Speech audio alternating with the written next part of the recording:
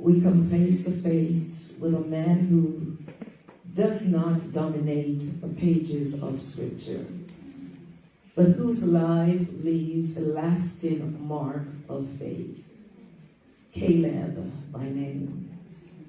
His life is marked by qualities we admire but seldom see today. Bold, brave, courageous, confident, decisive, and determined. At the age of 85, while many would have been content to retire into comfort, Caleb was still holding on to a promise God gave him 45 years earlier.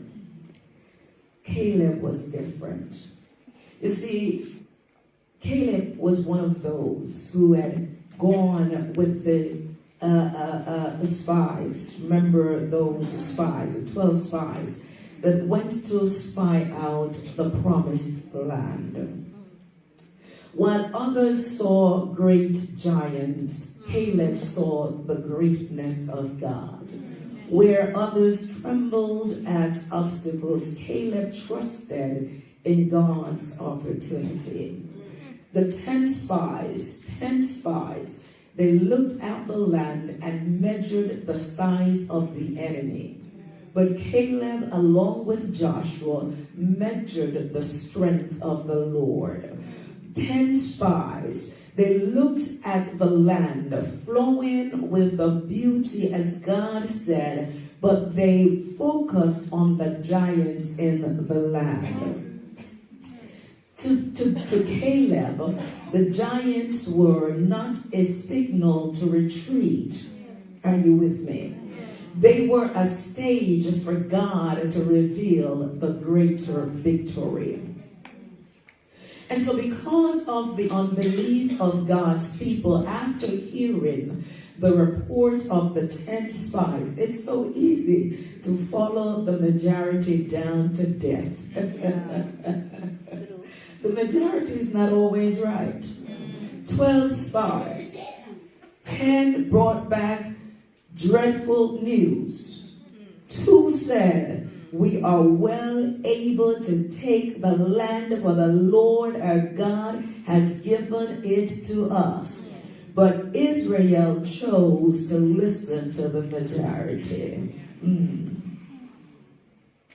And because of their doubts, their unbelief, God swore in his wrath that every one of them 20 years and above would die in the wilderness. In other words, they would not make a step over into the promised land. Notice, this was what they left Egypt for. This was what was in their heart. They were on their way to the promised land.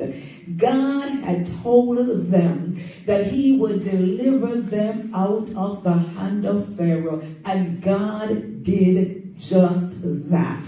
They got to the place where they were supposed to simply go and take the land, not fight for it, but take the land that God had promised to them. And the children of Israel, instead of trusting the promise of God, listened to the words of 10 spies.